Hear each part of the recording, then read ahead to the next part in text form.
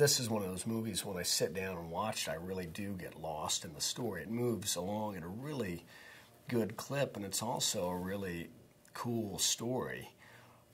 Just the way the story it tells and the way it moves along, and it has, yeah, like we were saying about Buck and Wayne, Giovanni and Gabriel's character, it has like really funny stuff, and then it also has kind of, you know, there's kind of like some wistful aspects to the movie, like Jack and his family, and then Audrey Dawn, and being kind of, you know, you almost feel badly for her. She's so kind of tough. You feel like she's alone. But, yeah, George was able to kind of weave all those kind of different feelings into one movie, which I think is really cool. So I think what made him so good or so right for the directing job was the fact that he wrote it, which is really cool, and just he's a really smart guy, and I think he knew kind of what parts of Chris Malick's story to like touch on, and then what other things to add in. It was like a perfect storm, and yeah, they definitely changed the course of history. It's this whole other business that, you know, I'd say like 99% of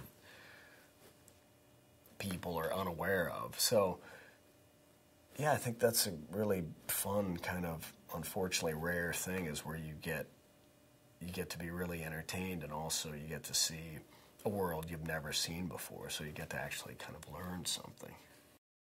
Yeah, I mean, I think there definitely is a balance of comedy and drama and, you know, even sex in the movie.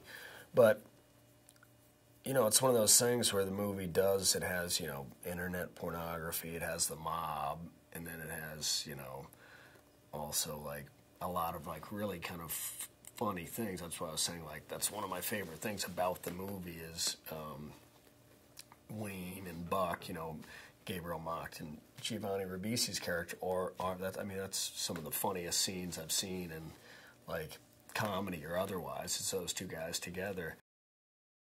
So I think, yeah, the movie has a really good balance, and that to me goes back to George Gallo. I mean, he's a really thoughtful guy and a really good director, and he's also a really funny guy. You know, he has kind of like he has a real quick mind, and yeah, when you hang around him, it's the same. You can understand why he's the guy that wrote the script and directed the movie, because he's intelligent, but he's also kind of has some, like, you know, he can be really funny. The thing about Middlemen, it's a really fun, wild ride, and in the movie, you get to sit there and be entertained, but you also kind of learn a lot about this world that you don't know anything about.